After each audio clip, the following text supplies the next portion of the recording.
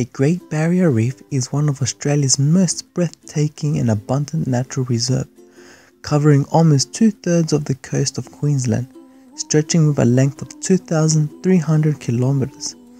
It holds one of the largest biodiversity in the world, consisting of 10% of all coral reef coverage of the world.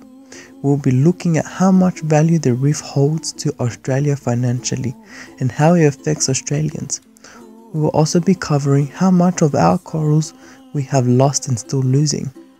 It is important to question on how much is being done to protect our corals. Is there enough being done not only by the government but by us, the people who are capable of making small changes in our lives to make a difference?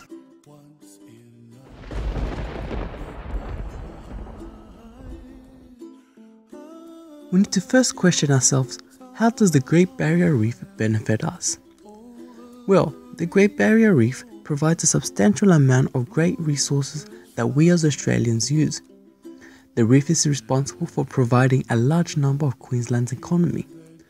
According to Deloitte's Access Economics 2013, the Great Barrier Reef provides Queensland with almost 69,000 jobs, over 90% of professional service activities that people rely on to be able to live a comfortable life.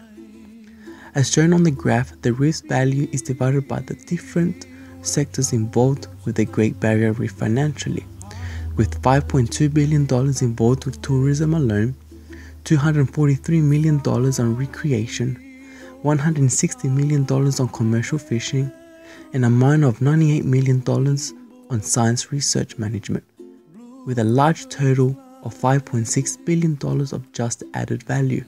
The Great Barrier Reef is such a large asset to Australia that it cannot be overlooked and ignored, as it provides so many people with the opportunity to grow within their financial lives. The reef does not only benefit us financially, but as a natural escape where people can visit and be able to forget their problems, to be able to enjoy a whole different world that is completely different to our individual lives.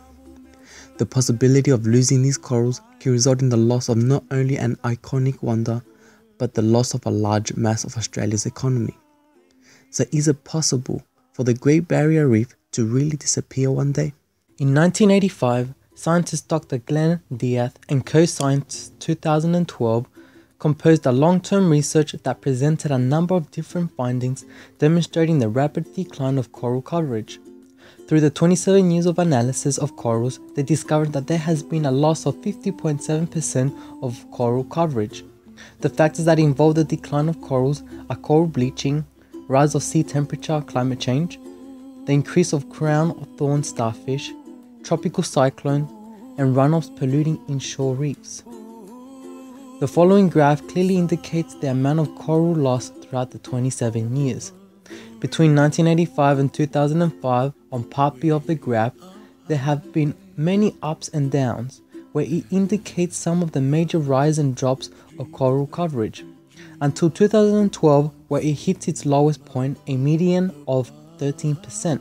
Many scientists report that the main cause of this problem has to do with climate change and the rise of seawater temperatures, causing coral bleaching.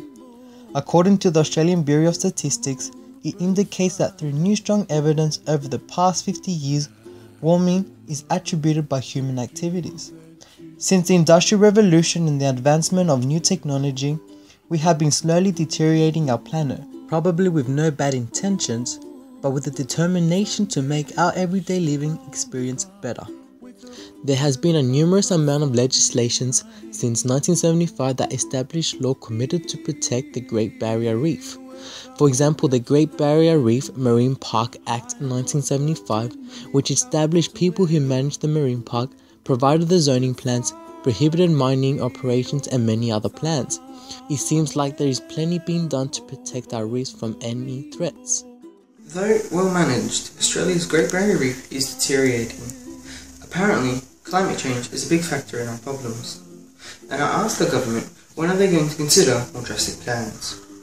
An Environment Ministry representative did note in an email that their plans do acknowledge climate change. But when are they going to improve their approach through these factors? We have seen how through changes that we have made over the last century, coral reefs have been affected dramatically. Many plans have been implemented by respectful people and still going on today. Some believe that there isn't enough being done regardless of all that is already in motion.